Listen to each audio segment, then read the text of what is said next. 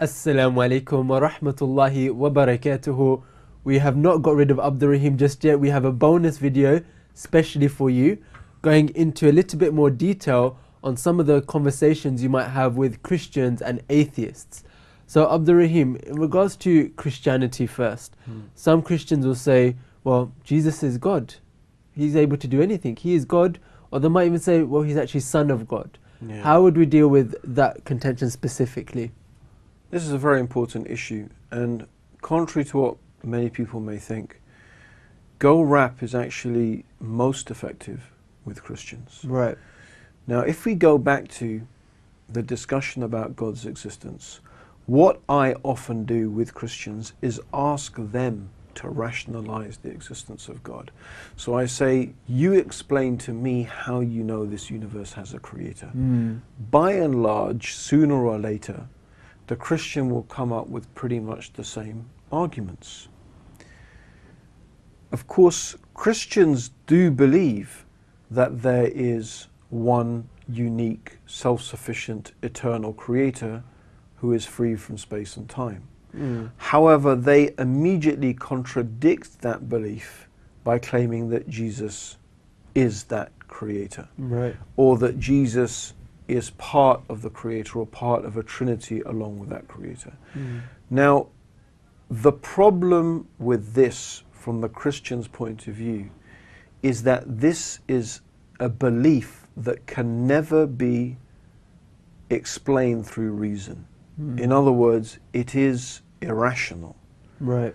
And it's not only irrational, it's impossible by the very definition of impossibility, because what their belief requires is that you believe that something is its opposite. Right.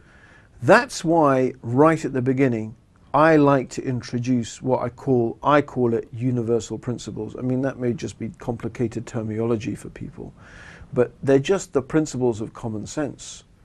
Something doesn't come from nothing. Where you see something ordered, something's ordered it. And these are things that can lead us to know that God exists, but also something can't be its opposite.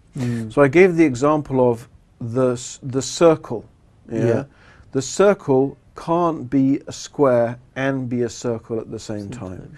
You could take a circle, fit it inside a square, or take a square, fit it inside a circle. You can stretch the circle to make a square, but you can't have the circle being a square and being a circle both at the same time.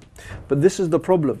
The very reason and logic we use to show that there must be a creator, a unique creator who is different from the universe, also immediately necessitates or proves that Jesus or Krishna or Buddha or any other human, they can't be God. Right. Because by definition, God is infinite. By definition, human beings are finite. By definition, the nature of God is self-sufficient. By definition, the nature of human beings is they are needy. Yeah. So what we saw manifest in Jesus is not godly attributes, they are human attributes. What was manifest about him is that he ate food, he breathed air, he was born, he grew up, he was circumcised, he rode a donkey, he felt hungry, Yeah. he got tempted. These are all human attributes. These are not the attributes of God. And the point is, they would say, well, he was both God and man, but something by definition can't be, because God is the opposite of what man. They are opposites, they're on the opposite scale of the spectrum. Right. God is creator, human is creation. God is self-sufficient, humans are needy. God is the one who is worshipped, humans are the ones who worship. Yeah. Yeah, so it goes on and on. Yeah. Sure. God does not pray to anyone, but Jesus prayed.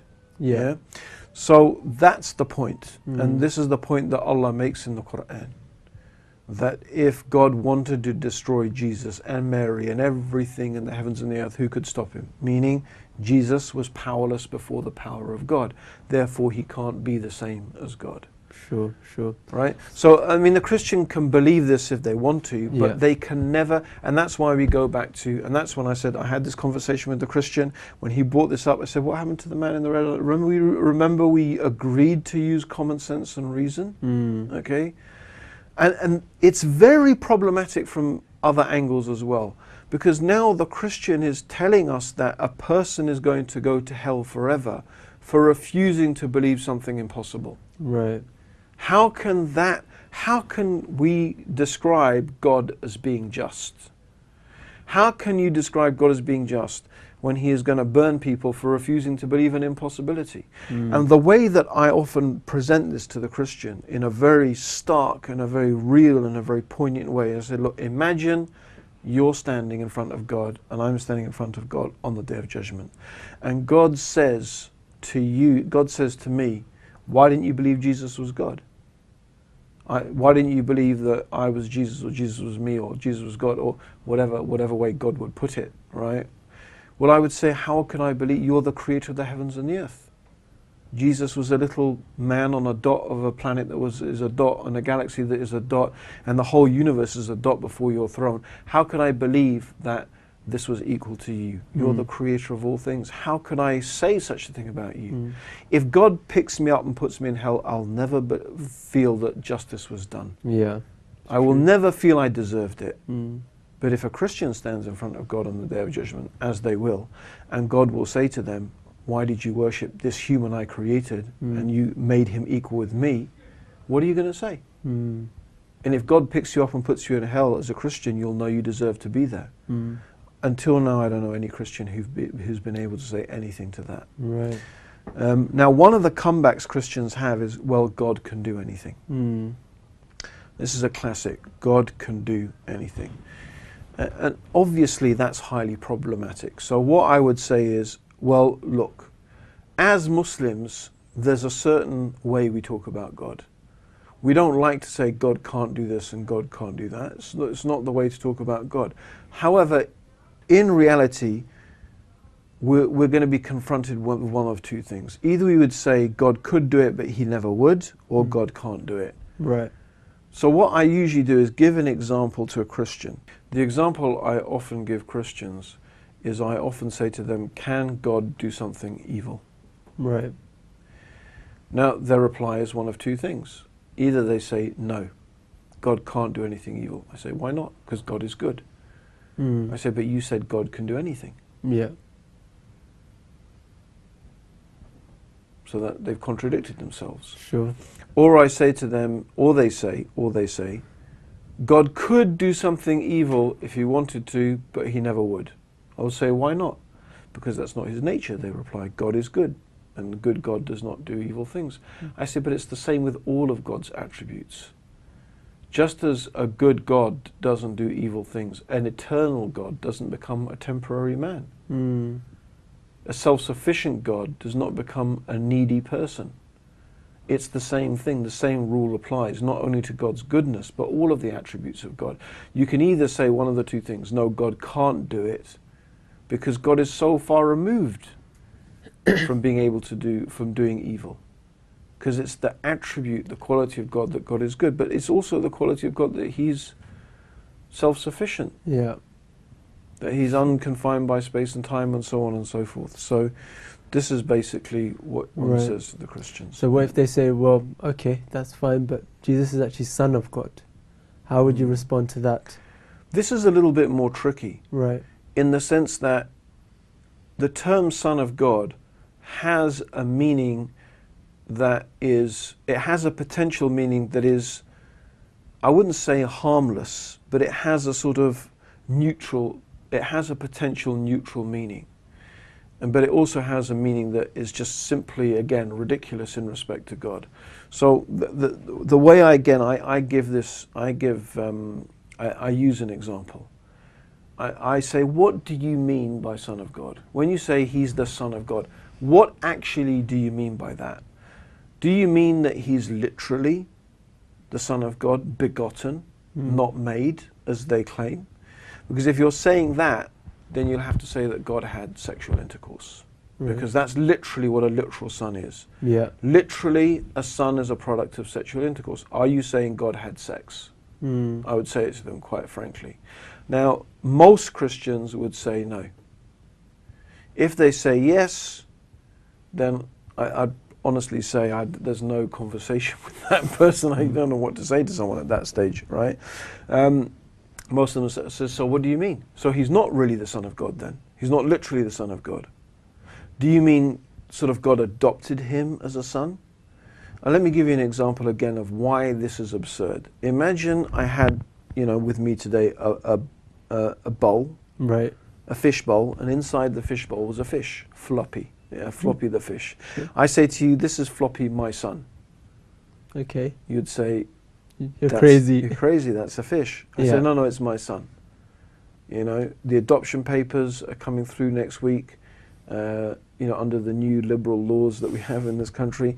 He eats dinner with me at the table, he has a room in the house, he's my son. But you'd say, look, that's a fish, you're a human being. You can't adopt a fish as your son. It doesn't have any meaning. You can only adopt something as a son which is like you, a human being.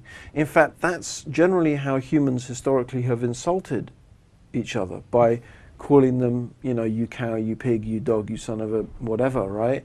Because why? You are equating a human being with something lower than it, okay? And so the point being here is that this is even more insulting to God. To say that God has a human being as a son is insulting. Because God is not like, we do share a lot of characteristics with animals. In other words, we're all temporary, we're all needy, we're all finite. We're all born, we all die.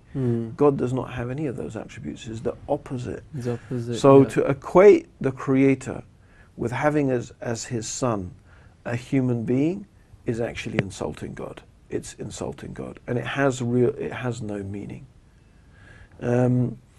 If by Son of God, what is meant is, as it has the use in Semitic languages, and this is where I don't want to go into this because I guess that would be another level of I don't want to go too much into it because we'd have a long conversation about the origins of the use of the term Son of God and what it meant in Hebrew languages and Roman, Latin and Greek and so on and so forth. But even in Semitic languages, in Arabic we have Abu Huraira. It doesn't mean he literally fathered a kitten. Right. It just means he's from the father of, he means he loves that thing. So if it means God loved him, fine. We don't have objection to that conceptually, although the use according to Islam is not allowed. Right. God has not allowed that. God has not allowed us to use this term in referring to other human beings, that we are the sons of God. We are the slaves. We are the created, we are the servants, the slaves, the creatures. Maybe the slave is not the best translation. We're the creatures of God. Sure. All created by God and totally under the power of God. Sure. So that's generally how I'd refer. Okay, excellent. So now going into the discussion where you'd have some discussions with atheists, they will pose some general common contentions. For example, evolution. How would you deal with somebody that is talking about evolution to you? Yeah, a lot of people, evolution, the idea of evolution is so ingrained in people now that they use evolution in areas where even science itself doesn't even claim that evolution has any place. Right. So, when you say, how did the universe exist? It evolved. But no scientist that I know of claims the universe evolved in the sense that they claim that evolution happens. Right. Because evolution, according to them, is a product of random mutation of DNA plus natural selection. So there has to be DNA.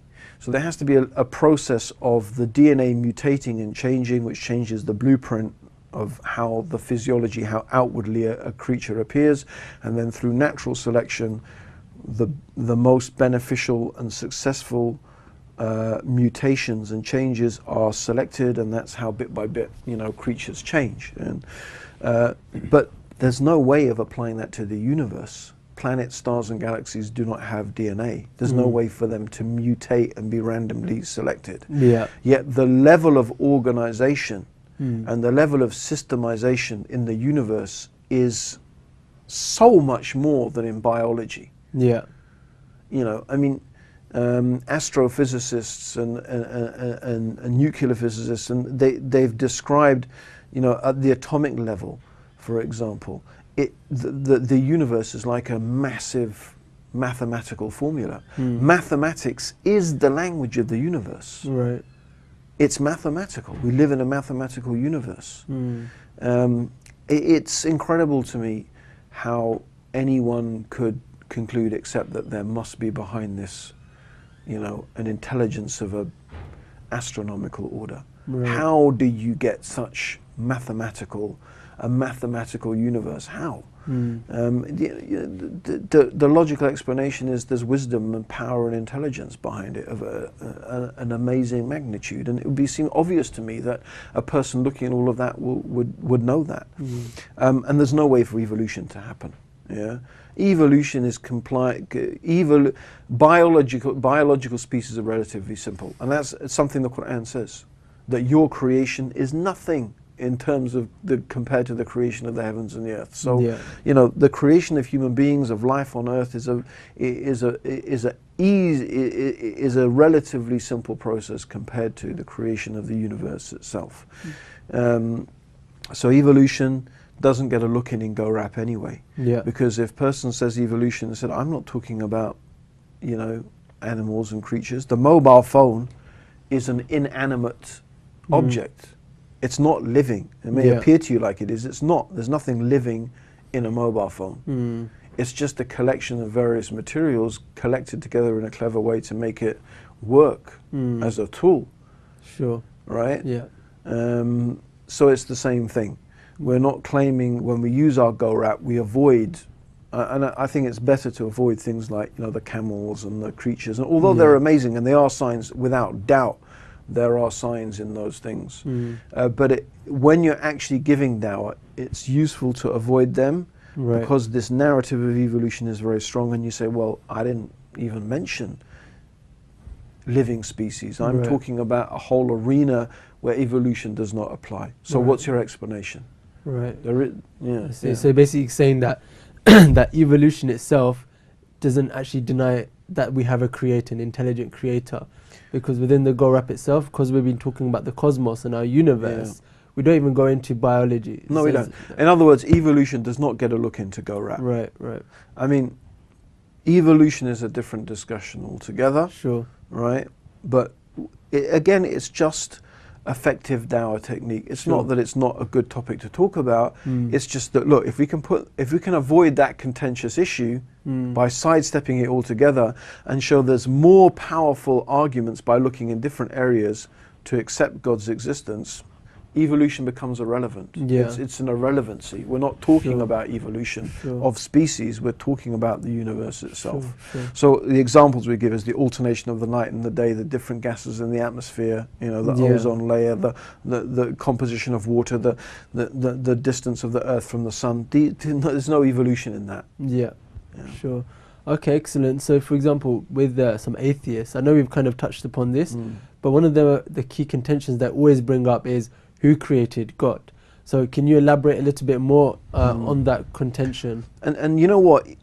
A lot of people have this objection in their mind. Now, as you said, we did cover that, because if we go back to GoRap, when we talked about God's existence, we went from understanding that the universe needs some sort of creator, some sort of intelligence and power behind it.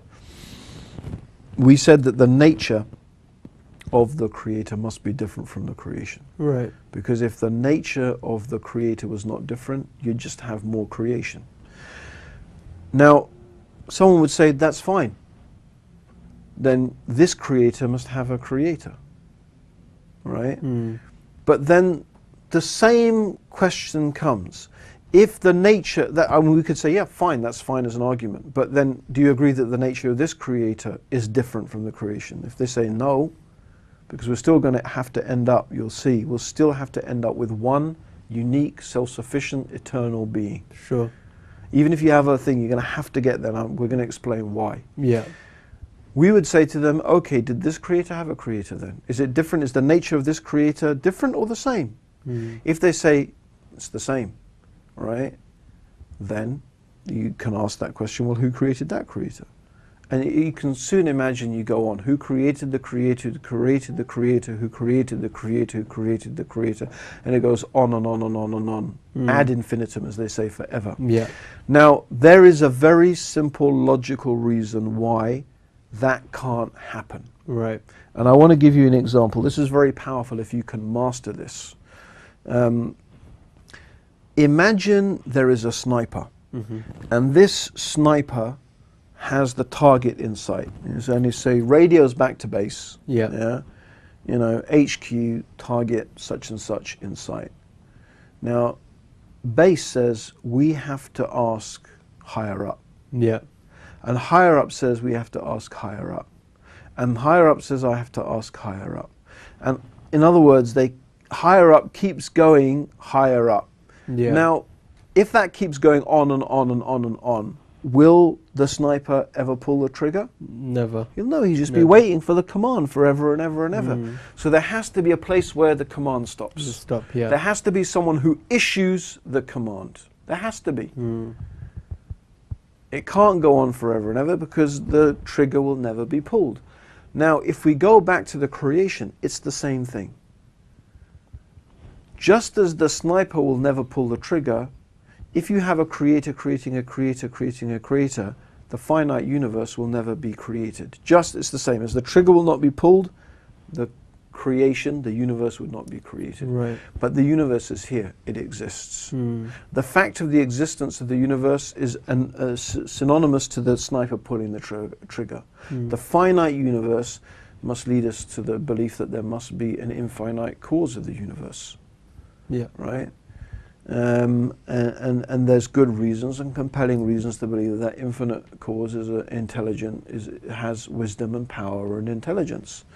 So again, it leads us to that conclusion that the nature of the creator must be different from the creation, because an infinite regression of creators creating creators creating creators, it doesn't have existence in reality. It doesn't lead to anything being created. Which is also a potential refutation of various other things that, you know, atheists come up with in terms of infinite universes and so on and so forth, because infinity doesn't have existence in reality. Sure. It may exist in mathematics, but in the real world, infinity of caused things cannot be. Sure. An infinite uncaused being, yes, but not an infinity within of creation caused things. itself. Yeah. Okay, that makes sense. Abdurraheem, it's been a pleasure to sit with you and mashallah take all this knowledge on board, and hopefully inshallah we can take all this knowledge, practice it, rewatch the whole series and actually go out and apply all the knowledge we learn, inshallah. And remember, we don't just learn dawah, we have to live the dawah. So jazakallah khair for watching as always. Assalamu alaikum wa rahmatullahi wa barakatuhu.